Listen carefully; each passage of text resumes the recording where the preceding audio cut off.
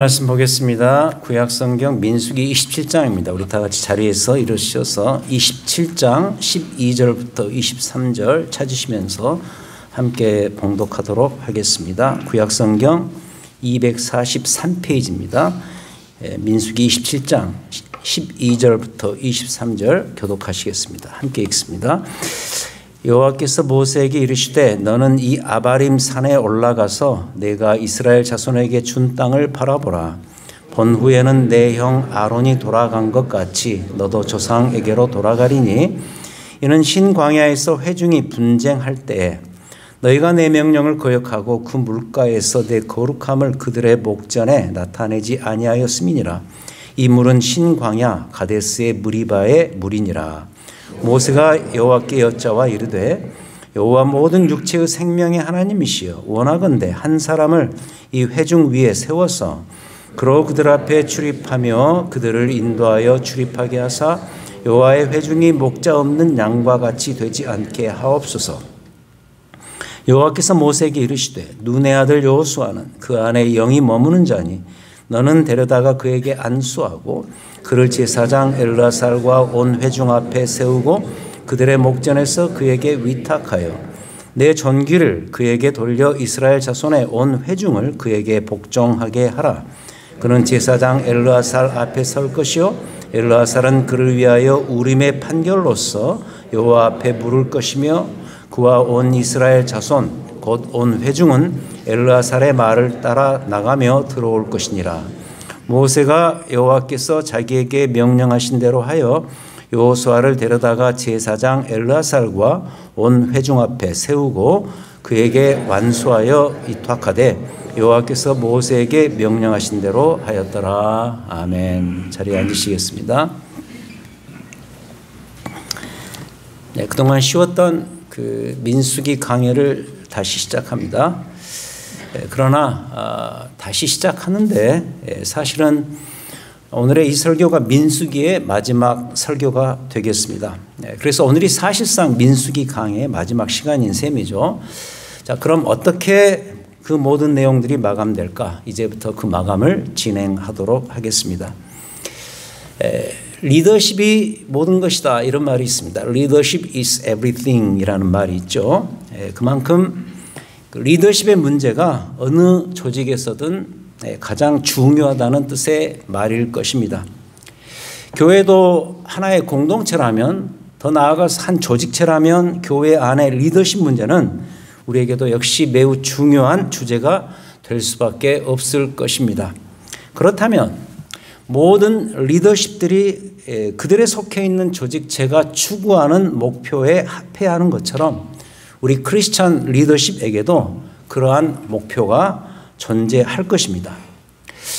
오늘 본문의 그 목표가 나옵니다. 17절이 바로 그 부분이 되겠습니다. 17절에 보시면 그러고 그들 앞에 출입하며 그들을 인도하여 출입하게 하사 이 부분입니다. 여호와의 회중이 목자 없는 양과 같이 되지 않게 하옵소서.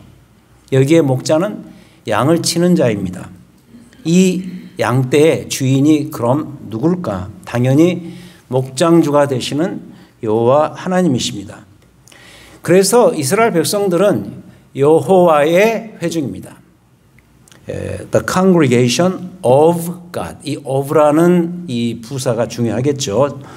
이 하나님의 양떼들, 하나님의 회중들, 이스라엘 백성들은 여호와의 양떼들이다. 이것을 잊지 말고 그래서 크리스찬 리더는 목장주가 되시는 하나님의 마음을 잘 헤아려서 양떼들에게 그 하나님의 마음을 잘 전달하고 그리고 그들로 하여금 목자 없는 양처럼 되지 않는 것을 목표로 삼은 채 리더십도 선발을 해야 되겠고 리더십들은 그 방향으로서 활동하고 사역을 해야 될 것입니다. 아시다시피 지금 저희 교회 형편이 그렇게 좋지가 않습니다. 특별히 그 리더십의 문제에 있어서 더 그런 것 같습니다. 이 지점에서 누가 옳았고 누가 틀렸고 이런 생각은 지금의 이 상태에서 더 호전되는 방향으로 가는 데 있어서 도움이 되지 않습니다.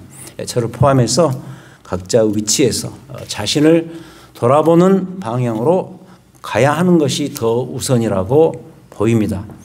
특별히 리더십의 위치에서 계신 분들은 기도와 묵상으로서 자신을 먼저 돌아보시기를 부탁드립니다. 그래서 오늘도 이 구절을 다시 한번 오늘 이 본문과 함께 특히 27절의 이 목표와 함께 다시 한번 강조합니다. 아무 일에든지 다툼이나 허용으로 하지 말고 오직 겸손한 마음으로 각각 자기보다 남을 낮게 여기고 각각 자기 일을 돌볼 뿐더러 또한 각각 다른 사람들의 일을 돌보아 나의 기쁨을 충만하게 하라. 빌립보서 2장 3절부터 4절 말씀입니다. 자, 이러면서 나오는 얘기가 바로 광야 이스라엘 백성들의 탑 리더십이었던 모세의 일선 후퇴입니다. 모세는 이제 역사 바깥으로 떠나야 할 입장입니다. 12절에 보시면은 여호와께서 모세에게 이르시되 너는 이 아바림 산에 올라가서 내가 이스라엘 자손에게 준 땅을 바라보라. 13절 본 후에는 내 형 아론이 돌아간 것 같이 너도 조상에게로 돌아가리니. 모세가 떠나는 각은 다른 것이 아닙니다. 그의 죽음입니다. 그가 죽으니까 일선에서 떠납니다. 그렇다면 이제 누가 이 자리를 이어받을까? 여러분 잘 아시는 대로 바로 여호수아입니다. 18절에 보시면 여호와께서 모세에게 이르시되 눈의 아들 여호수아는 그 안에 영이 머무는 자니 너는 데려다가 그에게 안수하고 그를 제사장 엘르아살과 온 회중 앞에 세우고 그들의 목전에서 그에게 위탁하여 내 존귀를 그에게 돌려 이스라엘 자손의 온 회중을 그에게 복종하게 하라. 여기 나오는 것처럼 여호수아는 이제부터 가나안 정착 세대의 탑 리더로서 활동하게 될 것입니다. 그렇다면 여호수아에게도 이 목양의 목표, 이 목양의 목표는 아까 17절 후반부에서 분명히 선언하고 있습니다. 여호와의 회중이 목자 없는 양과 같이 되지 않게 하옵소서. 이 목표가 잘 전이되고 잘 전달이 되어야 합니다. 모세가 생각했던 이 목표, 다시 말해서 하나님께서 내려주신 이 공동체의 목표, 이 목표가 다음 세대의 리더십인 여호수아에게 잘 전이되어야 할 것이다. 그래서 저는 특별히 이 지점에서 큰 영감을 하나 얻게 되었습니다. 바로 이런 영감입니다. 신앙이라는 것은 예를 들어서 하나님 나도 기필코 가나안 땅에 들어가야 합니다. 이런 것이 아니라는 점입니다.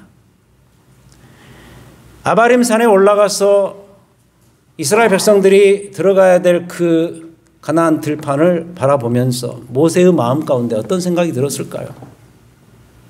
내가 모세라고 해도 그리고 주변에서 모세를 평가한다 하더라도 모세 입장에서 그 땅에 들어가지 못한 것에 대한 안타까움, 억울함이 있었을 거예요. 그런 마음이 앞설 때 우리는 이런 식으로 생각을 하게 되겠죠.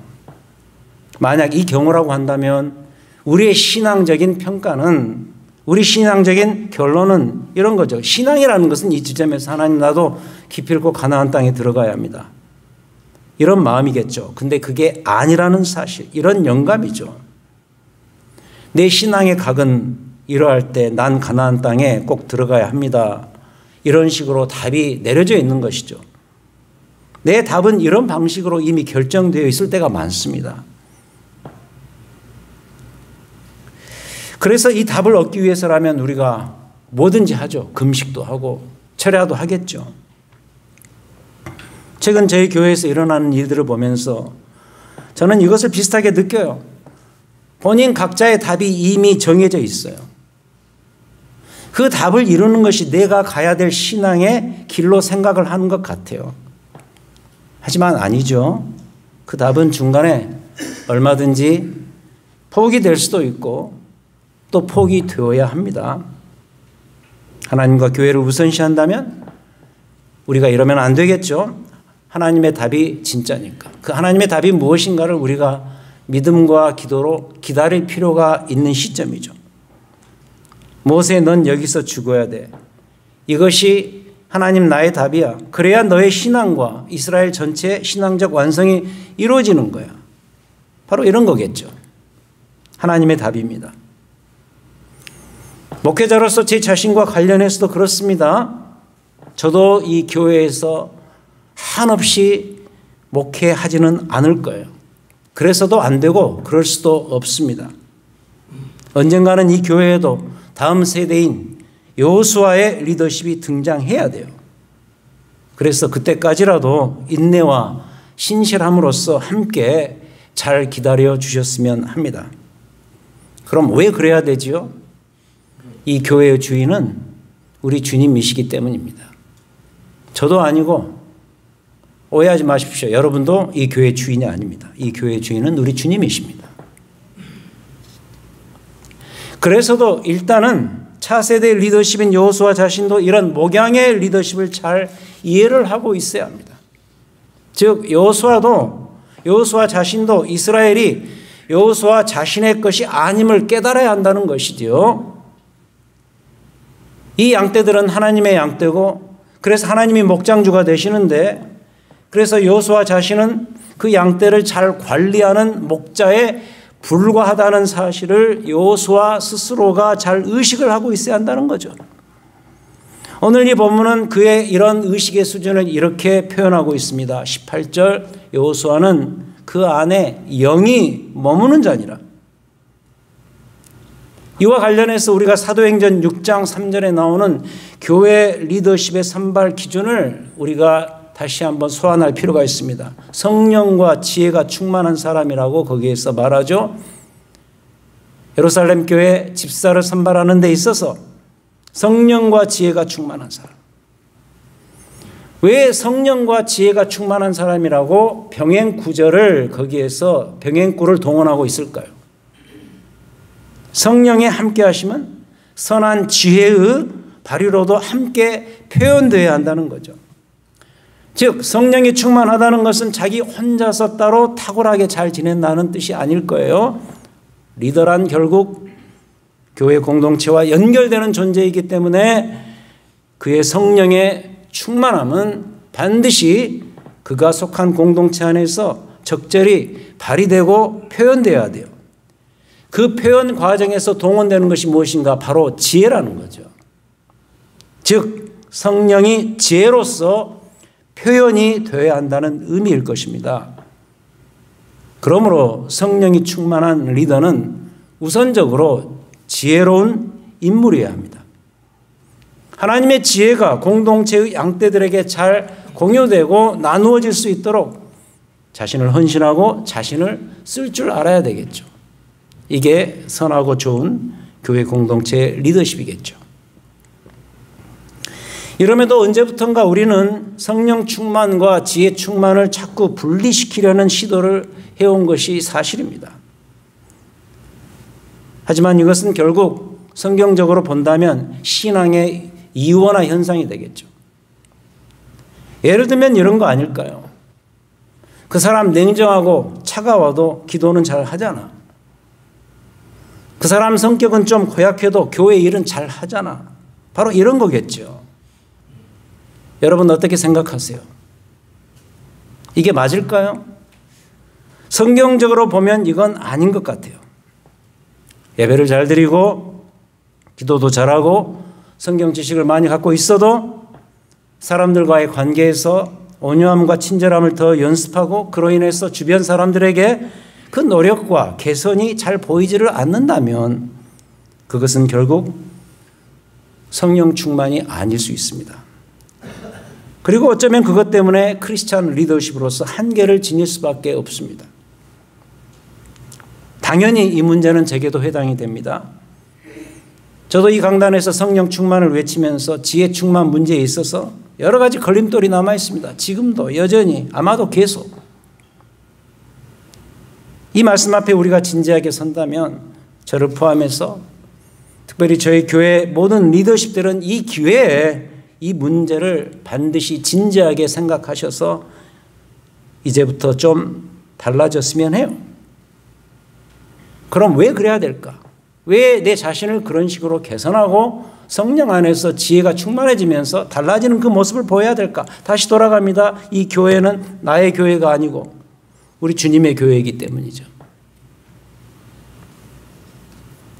그 다음 차이의 문제입니다. 모세와 여호수아의 차이의 문제. 출애굽 1세대 리더십인 모세와 출애굽 2세대, 다시 말해서 가나안 정착 세대 리더십인 여호수아 사이에는 몇 가지 면에서 분명한 차이가 있음을 보게 됩니다. 일단 가장 중요한 것은 모세는 선지자였습니다. 여호수아는 전쟁을 하는 용사였습니다. 다른 면에서 보면 정치가에 가깝습니다. 또 모세는 하나님께로부터 직접적인 계시를 받았던 반면에 여호수아는 하나님의 뜻을 알기 위해서는 제사장 엘르아살한테로 가야 됐습니다. 21절이 바로 그 이야기죠. 21절에 보시면 그는 제사장 엘르아살 앞에 설 것이요 엘르아살은 그를 위하여 우림의 판결로서 여호와 앞에 물을 것이며 그와 온 이스라엘 자손 곧 온 회중은 엘르아살의 말을 따라 나가며 들어올 것이니라. 제사장 엘르아살 앞으로 가야 되는 여호수아. 모세는 그럴 필요가 없었죠. 이건 역시 뭘 보여주는가? 이스라엘 공동체가 점점 더 체계를 갖추고 있다는 사실이죠. 여호와의 율법, 공동체의 조직이 이제부터 체계화되면서 이런 식으로 해나가야 되는 이스라엘 백성들.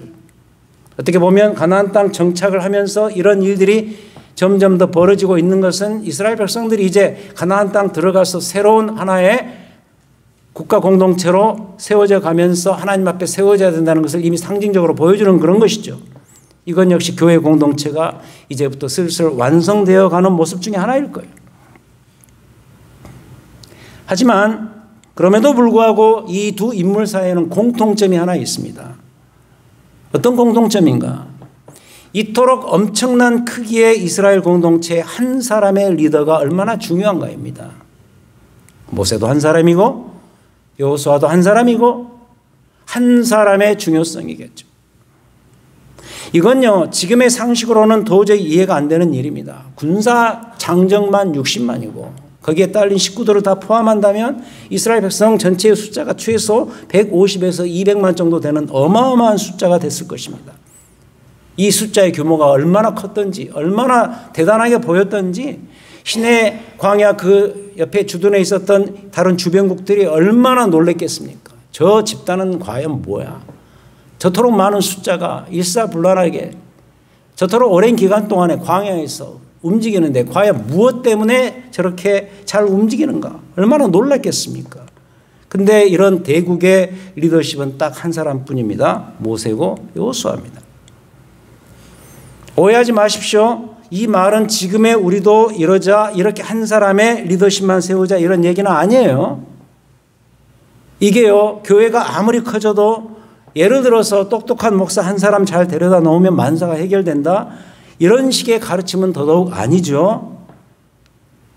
그럼 이 말씀이 이런 포인트가 주는 의미가 뭐냐? 결국 무익한 다수보다는 확실한 리더십의 소수가 심지어 그 한 명의 위치가 이토록 중요하다 이것을 가르쳐주는 얘기일 것입니다. 그렇다면 이 문제를 내 각자에게 내 자신에게 한번 적용을 시켜보자고요. 어정쩡한 리더십이 아닌 하나님이 필요로 하시는 좋은 리더십에 대한 소원을 한번 가져보자는 적용이겠죠. 집에서든 일터에서든 우리는 다 이미 리더십이에요. 다 가장이고 자녀들에게 영향을 주는 어머니 역할을 하고 있고 그리고 여러분들이 운영하시는 비즈니스에서 오너십을 가지고 있으면 여러분들은 이미 거기에서 리더고 또 교회에서 한 코너를 맡아서 뭔가를 사람들과 함께하는 그 위치에 있다면 리더십이죠. 소그룹에서든 교회 전체에서든 그래서 내 자신은 하나님이 원하시는 좋은 리더가 되도록 해야 되겠죠. 그렇다면 이걸 위해서는 우리의 목장주가 되시는 하나님의 마음을 우선 살펴야 되겠죠. 하나님의 마음. 여호와의 회중이 목자 없는 양과 같이 되지 않게 하소서.